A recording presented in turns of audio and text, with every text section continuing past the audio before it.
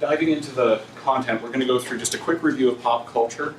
I'll give you summaries of them, but I'm not going to exhaustively cover everything in the chapter. I'll just give you avenues to understand it. I'll pull out what I think are the more difficult things and also what's more likely to recur across other chapters. But I won't exhaustively lecture on the entire content for the chapter. Does that make sense?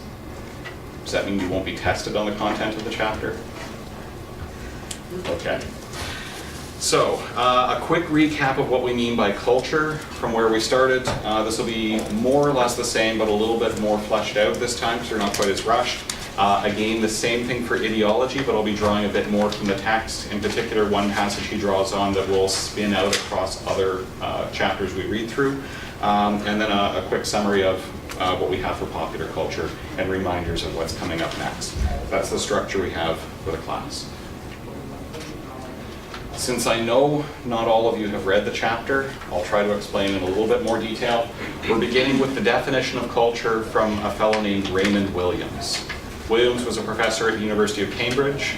He had a large impact on British cultural studies, the way that people would look at or understand popular culture or other forms of culture. He was closely associated with what you'll run into later on in the course, was called the Birmingham School. So it's from the University of Birmingham. He was at University of Cambridge, but he was part of the same group. We use the term in a generic sense to refer to that intellectual movement for Birmingham, even though it later mostly relocated to the Open University. But it's spread out to other institutions, so it's not tied to just one location. The same thing will also happen when we run into the Frankfurt School, which left Frankfurt for many, many years during World War II and stayed in New York and then California, and then relocated back to Frankfurt. But it's the school of thought, not just the location when you run into the word. So for Williams, he defined culture using 3 different approaches. Fast summary from what we've already seen. His first was that it's a general process of intellectual, spiritual, and aesthetic development. And we unpacked how some of those words were, the way that he was approaching culture as an idea. What I would point out is that, first of all, Williams is coming from a principally Marxist perspective. We will unpack that word Marxism later on in the course. It doesn't mean he was trying to forward the revolution. If you're coming from a country that might have this background, if you're thinking of Marxism in North Korea, I should point out this would be a very different kind of concept. He's using this mostly for a mode of social and cultural analysis. But because of that, he'll look at things like class. And in particular for Britain, class is more visible, more easily recognized than sometimes we think of it being in North America. So that might be one component where you'll find things a little bit confusing. He was deeply influenced by English language cultural studies, so it's a little different than what you find in North America. And his 3-part definition starts off with this general process, but I'd underscore the words intellectual, spiritual, and aesthetic. So as you read through the story textbook, he dwells on that first definition as being something that connotes a generally high level in society or something we might associate with a higher class. So if one student were to tell me he's going to the opera, we might have a class association with that. Someone said they were going to go to a concert of medieval lute music. Would you assume something about class? I have no idea what that is. I have no idea what that is. Likewise, if someone said they were going to go to, gosh, what would be a better example from your age group? If someone was going to go to a concert and hear Britney Spears, would you assume this is a high-class, highly educated, rich, wealthy individual? No. Okay. So, although maybe, these are the things he's trying to separate. So a general process of intellectual, spiritual, and aesthetic generally indicates a higher class ranking. Now that isn't a description of the material itself. It's a description of how it's used in culture. Does that make sense? He adds to this something like the Mona Lisa would be a good example. A second definition, which is a way of life tied to a particular people, period, or group. Things like sports would be included in that. It might also contain a class value marker, but more generally a way of life. And this might include things that you do, not just things you consume. When you go to a Britney Spears concert, all of you do. If you go to a concert, are you there doing a concert? You're a passive consumer of the product. You're not doing this. Whereas a way of life tied to your group or your community is something in which you're an active participant. You might go watch baseball, or you might go play baseball. Does that distinction make sense? The first can be something you obtain or attain, something you achieve, probably after a good deal of effort and training and expense. This second definition is something much looser, and it's things that you do, what you do in the world. Those of you who've read OCOT BTEC for Core 2003 will remember this approach to what culture means. I'd point out it's subject to change over time. Group could apply to an upper or lower class within a given society, maybe a subgroup. We could say a subgroup of students within society, a subgroup of international students within society. All of those would be groups that might do things that indicate a part of their culture. It's also not a product, it's a complex process. It's just a way of life. So does that second definition of culture make sense? Distinct from the first? So this course, because we're looking at popular culture, will make you make distinctions. You'll have to think through what differences there are when you use that word. So if one of you says, oh, I'm going to a cultural event, or it's part of my culture, or let's have a cultural evening, or any of those kinds of uses of the word, you mean different things in each instance, but you're not thinking through very carefully what those differences are. We tend to be very loose with language a lot of the time, and say something that's not very specific. I'll eat lunch. Does lunch indicate the kind of food you're eating? Where you're eating it? Does it really mark what time of day you're eating it? Loosely. Does it mark which meal in terms of sequence in the day? Kind of. Not necessarily as strongly. Some people might count differently. So we'll use words that are very vague, and everyone will kind of understand what you mean, but they're not going to think of the specifics. We'll be dragging you back, or I'll be dragging you back to some of the specifics as we go through the course, that you have to rethink basic terms that you think you already understand and consider them in more depth. The third definition he has is products and practices, notice it's combining those two from the first two definitions, of intellectual and artistic activity. Now this is back to something that would be more of a high class marker. You wouldn't consider this pop or pulp. But it's products and practices. But it's not necessarily a way of life. How would I distinguish this? A car isn't culture, but we'd probably say a piano is. We might not qualify piano because it's an instrument, but we'd probably say a piano concerto is. But you can't have a piano concerto unless you have a recording or unless you have someone playing. So does that distinction make sense? So these are products and practices of intellectual or artistic activity, not just things you do with your friends, although that would fit under definition number 2 for Williams. And for him, he sees culture as a difficult word. Story dwells on that comment. We're going to come back to some of the reasons why he would want to distinguish these uses in a couple of slides. So just keep this 3-part distinction in mind, because it might be handy as you're going through the word culture in other parts of the course. The next one we switch to, Story tries to emphasize that it's very closely related to the word culture, and that's ideology. And again, he gives 5 different ways of approaching ideology, 5 different breakdowns. There are more depending on where you're using it, what context it's in. We often use it in a popular sense as meaning something bad. That's ideological. So if one of you comes up to me and says, I can't turn in my paper on time, I'm just not very good with deadlines. It's a culture thing. I'll laugh as well. I might respond, someone could say, oh, that's just pure ideology, and ideology would mean it's false, it's fake. We're going to try to be more specific, and that means, again, we use the word in several different ways, so we have to be careful of which way we use it. Ideology in particular, we have to be careful because it implies very big assumptions about how the world works that we usually don't think of. So like the vagueness in the word lunch, If lunch implied something terribly specific about how your community consumes food, and you refuse to think through the meaning of the word, that will be a problem. Ideology is one of those words, and we'll get to the reason why, one of the reasons why, in just a second. So first definition that Story gives is a systematic body of beliefs for one group, and that would be socio-political and economic. So in other words, it's not a loose set of beliefs, but something systematic. Typically something that's been structured and organized. This is how our society thinks, this is what we do. That might imply things like a complex judiciary system, a system of laws and regulations.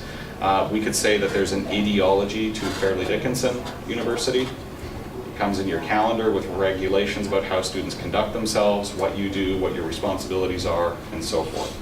All of those things factor into ideology for this first definition, and that it's going to be systematic and applied to a particular body of people. So that's one general sense of the term. Okay. By the way, do take notes, because although I'll make the slides available afterwards, if you're not writing it down, you don't remember it better afterwards. The doubling up process is an important part, which is why you can't get the notes until after the lecture's already done. The second one, so going away from Barack Obama with his complex judiciary and economic system sitting over his back shoulder, something like a nation with its judiciary and so forth, we move to something a little bit more ridiculous, high heels made out of nails. How a culture masks reality and power through distortions and what might be called false consciousness. That term false consciousness is one of the markers where we know Story's drawing from a Marxist perspective. It's a common word.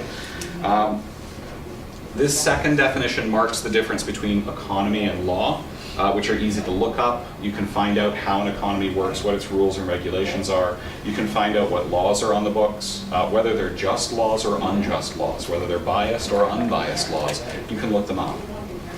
How a culture masks reality is difficult to chart. All cultures, all ideologies do shape the way we understand the world. That doesn't mean all of those rules are easy to find. So if I go to some cultures, can I maintain strong, direct eye contact? I should look at someone other than you. Strong, direct eye contact is comfortable? No. But I won't find that written down in too many places. It's not a rule I can look up. It might shape how I conduct myself, how I interact, how I judge people, what groups I put people into, what jobs I expect them to be able to do, what intellectual capacities I expect from them, what hobbies and activities I expect them to be engaged in. Does this person play with dolls, or does this person play with cars? All of those things can be implied, but not necessarily written down, and not in a book, not in a law, but implicit in many things that we consume. So ideology in this sense can mean complex belief systems that we're not usually consciously aware of. The same way we carry around information that can be complicated, like how do I read a comic book? What direction do I read the page in? That's complex information I carry around, but I don't think of. It's just built into my habits.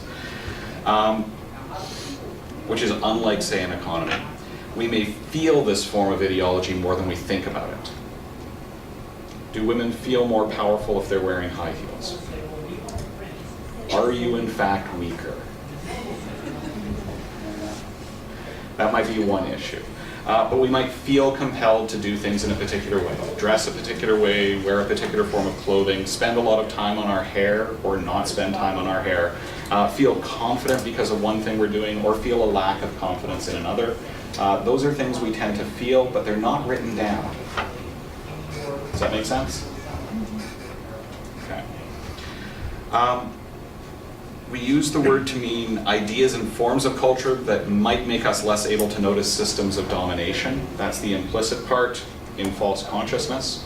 I might engage in things like wearing high heels, wearing particular clothing, wearing things that are uncomfortable. That's just one small example, that make me more constricted. 19th century Western culture, women of a particular class, the upper class, would often wear corsets. They cinched people in very, very tightly, which didn't make them healthier. But people would feel insecure going out without it. Would some women feel insecure going outside without makeup on? Would some men feel insecure going out without combing their hair?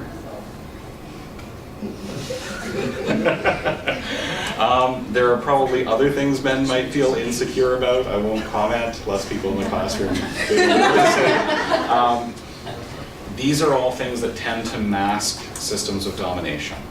If women have to spend a lot of time on their hair and their clothing and their makeup and wear heels that make them perhaps not quite as stable, not able to move as quickly, and always concerned about gaining weight so they don't fit into clothing that was tailored by someone else, do those things make women unaware of other problems in society, such as not earning an equal wage for equal work? So we might find practices that we don't think about. There are probably a lot of women who would say, I deserve equal pay for equal work. I don't feel very good because I'm not wearing my heels and I haven't done my makeup yet. Does that tension make sense? Okay. That's what we mean by the second. False consciousness in terms of a definitional approach. We'd say this is naturalizing a power relationship. You're all seated, I'm standing. You might feel uncomfortable standing up here beside me while I give the talk. You probably feel very uncomfortable. Those are all things that would wrap up in this kind of naturalization of power. So not only are you in a weaker position because of that power relationship, you would feel uncomfortable if you weren't. That discomfort would be the second form of ideology. False consciousness would be the mental trick that gets you to choose things that aren't in your own best interests. The typical approach when we look at Antonio Gramsci, who's referenced in this opening section, is he couldn't figure out why Italians for his particular time period would support a fascist government. In particular, why would workers support a fascist government that wasn't doing anything good for workers? Why would workers want to support, vote for, encourage a party that made the conditions worse for themselves? But they do. So he saw that as one part of false consciousness. The typical Marxist approach to it is that people can often take up and work very hard to do things that don't bring them any benefits, but that naturalize their position of subservience to someone else. You'd feel uncomfortable if it weren't that way. Does that make sense? Continuing along, the pictures get more and more interesting as we go. How culture creates shared social worldviews via ideological forms. I've mentioned before a fellow named Louis Althusser, French theorist. He's the one who used this phrase, ideological forms, and for him it was social structures that would be in place, whether it's, say, an organized children's book that teaches people what they're supposed to want, let's say a particular gender. Would this book cover be gendered? Yeah. So there's a gender selection in terms of content. You haven't read the book, but you already know who it's appropriate for and who it's inappropriate for. Will this do a lot of work to teach young, I'm going to guess we'd say young girls? Would this book do a lot of work to teach young girls what they should aspire to and desire? Would that be further structured in terms of schooling, an educational apparatus, the judiciary, system of laws, marriage laws, property rights?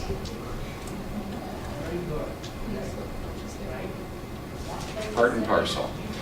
So when Althusser would say ideological forms or apparatuses, he'd be looking at those social institutions that would trickle down to children's books all the way up to a complex series of laws or social institutions and forms of social regulation. Do we have any societies nowadays that don't have social institutions? Like what? Devoid of organized forms of religion and education, devoid of, let's say, institutionalized textbooks, devoid of a judiciary.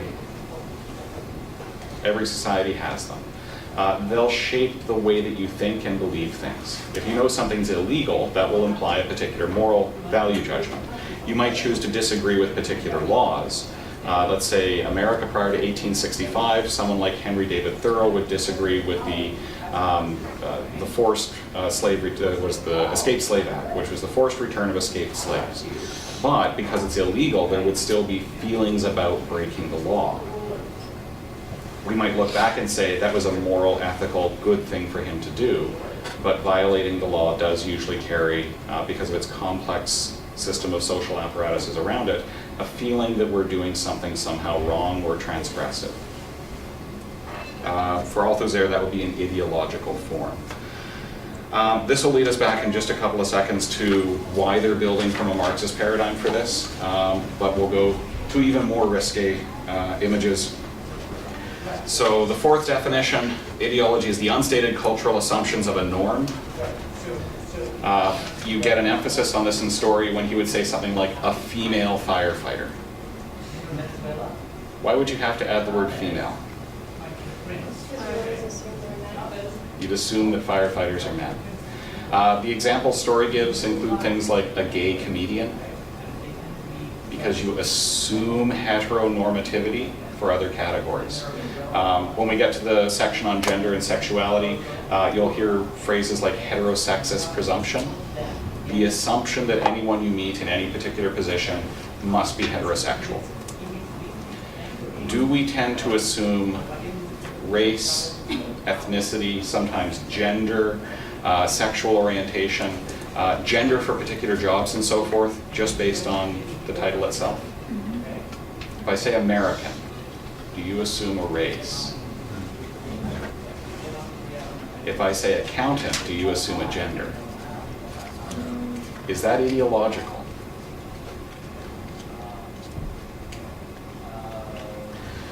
So these are the unstated cultural assumptions that are also part of ideology. You'll often find it when we have to tag on extra words to describe someone who violates that assumption. Our society allows for female firefighters, but we'll point out they're female firefighters. You know, different from real firefighters.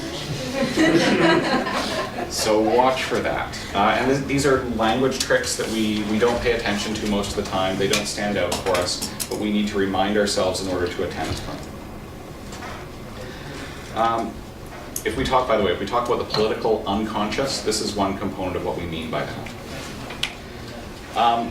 The last thing tagged on by Althusser, again, Althusser. When you encounter Althusser and you look him up, you might decide you don't like him. There's all sorts of problems with him, but he just says things in such an interesting way, so we keep coming back to him. He also adds that it's not just beliefs, but the practices of everyday life. For him, ideology must be something we do, not just something we believe. Now, if I were to take a slightly charged example, I won't ask anyone in the room to put up their hands to identify whether they're Catholic or not. But are there lots of Catholics who don't really go to church and don't really do confession and don't really take Mass? Is their ideology really Catholic? They believe it, but they're not doing it. In a more nuanced, that's kind of a joking part, but one that you'll probably grab a hold of easily, we all have things we believe in that we just don't do. What about having a system of beliefs that you might not act upon? In fact, you might have a series of actions that are completely the opposite. How many of you believe that women should get equal pay for doing equal labor? That's a...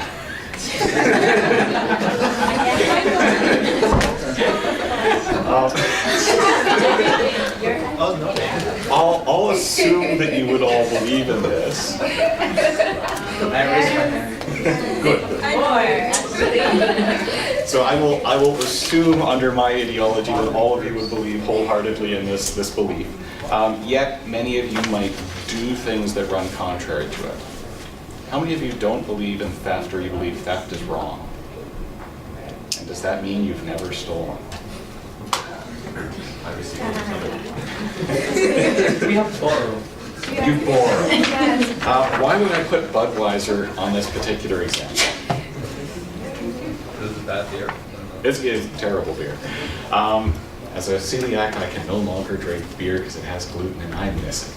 But the whiskey is purified. It has no gluten and proteins in it.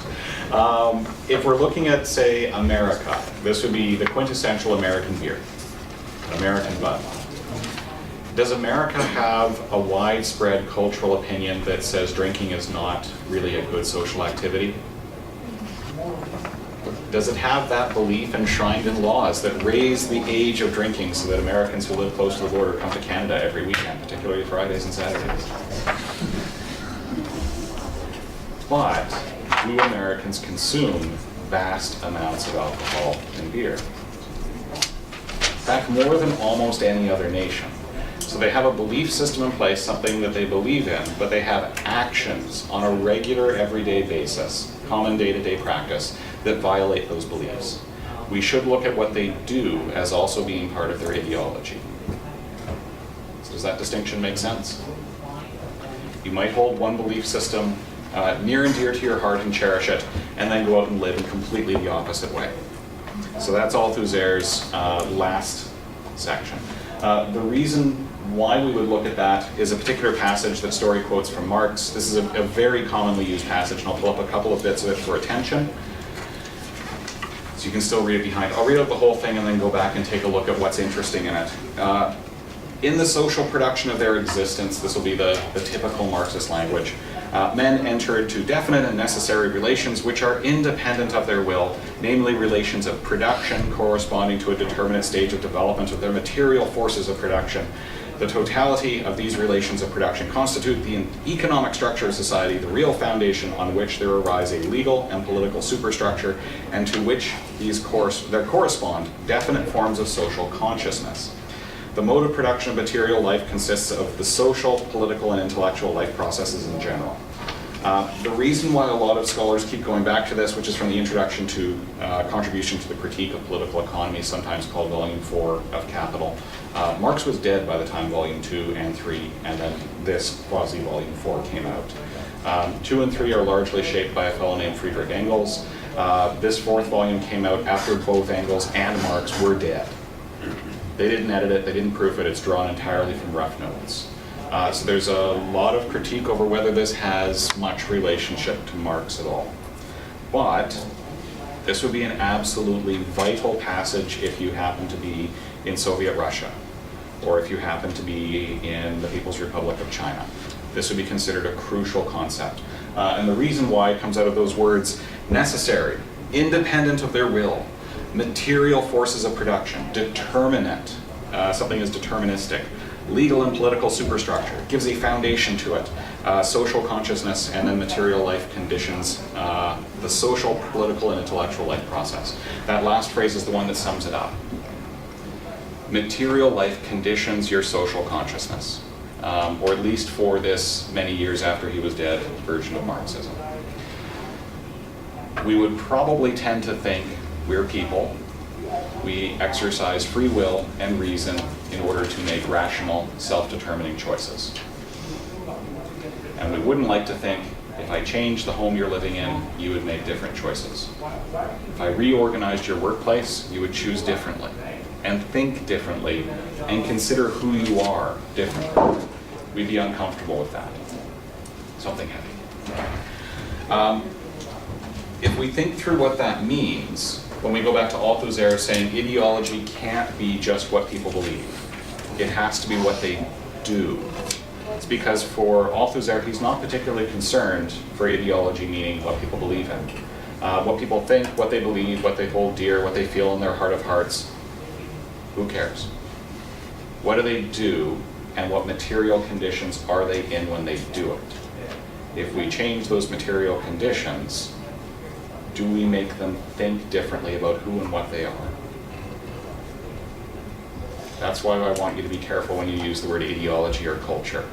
If you describe culture as material practices, objects that you buy and consume, you have this concept sitting behind it. Is this a potentially dangerous idea? We don't like to think of ourselves typically as being like that. My favorite example of this, though, is if I turn on CNN and I see Republican commentator or pundit number one who says, "It's the economy, stupid." What's going to happen in the election? It's the economy, stupid. What does it mean? Does that mean American voters will shape their opinions based on what's economically happening in America? I don't think American voters understand what's happening economically in America. If there's a high jobless rate, people will vote out whatever government is in. because it's the economy. It's not rational choice, it's not thinking people, it's not human beings. It's material conditions determining what will socially exist and what practices people will engage in. Which is probably not where the Republican Party actually wants to put its opinions. If we go back to, say, Stalinist or Maoist China, I realize there are strong feelings about those two individuals depending on where you're from. This would be a core tenet, a core belief that by changing material conditions, you change social consciousness. Because people, independent of their will, are caught up in necessary relations that determine how they live their lives. This provides a foundation for the legal and political superstructure, all of those judiciaries, economic regulations, forms of government that organize your life and form what they would call social consciousness, how you exist as a person in society. Because whatever thoughts and feelings you have inside you only matter socially if they manifest themselves socially. Hence, and there's also people who will disagree about translations, material life conditions or determines the social, political, and intellectual life process. You probably don't want to agree with that. Bear in mind it's going to come back. There are people who feel very differently on this topic and call themselves Marxist critics. The Birmingham School uses parts of this, but tends to be more in support of people having rational personal choice. Frankfurt School tends to emphasize that. If you're looking at quote-unquote Marxist-Leninist groups, they don't. For them, material conditions determine social consciousness, period. Determine it. But when we look at that mode of analysis, if you go to a sociology class, do you look at what people think or do you look at what people do in their material lives? How society's organized? We look at what they do. You can't look at a population of 100,000 and think of individual minds. You have to look at a larger sociological trend, which means often statistical studies. In which case, this seems to work very well. Modern sociology is, for that reason, deeply shaped by Marx, Max Weber, and Emile Durkheim. And the last, when we start defining popular culture based on this, what does popular culture mean? Which is the title of the chapter. We could use a quantitative approach to say it is the most popular of cultural products. We look at what sells best. Story uses the example that if we think of popular television, you're going to imagine American Idol, Survivor, or I don't, pardon? The Amazing Race. The Amazing Race. I actually don't know because I don't have a TV, but it's easy to find out what the most popular shows are. You just go look up a chart for who has the most viewers. That's the quantitative approach. But if we do that, we realize a lot of people watch BBC remakes of Charles Dickens novels. But doesn't Charles Dickens not sound like popular culture? Shakespeare still sells really well. Is Shakespeare pop culture? That's because we tend to keep that second definition in mind as well, which is that we have lowbrow culture excluded from highbrow. Things that are upper class or elite culture, everything else is pop. So you wouldn't call Justin Timberlake elite culture, you'd call him pop culture, even if his albums are no longer selling. Would Elvis Presley be elite culture? Albums might not sell very much today, but he'd still be considered pop. So we often carry that second class oriented or status marker component for describing pop culture as well as the first. And we wander back and forth between those definitions in ways that are sometimes not very clean. Thinking through what makes particular texts pop is one of the things we'll look at, because what you're reading for this class isn't hard. The story is challenging, but the other contents aren't very difficult. We also tend to imply that it's mass-produced culture. Often we imply industrially produced. So even the John Story textbook, as I've pointed out before, is an industrially made product. It's not a hand-printed book. Someone didn't sit there putting all the type hand by hand in.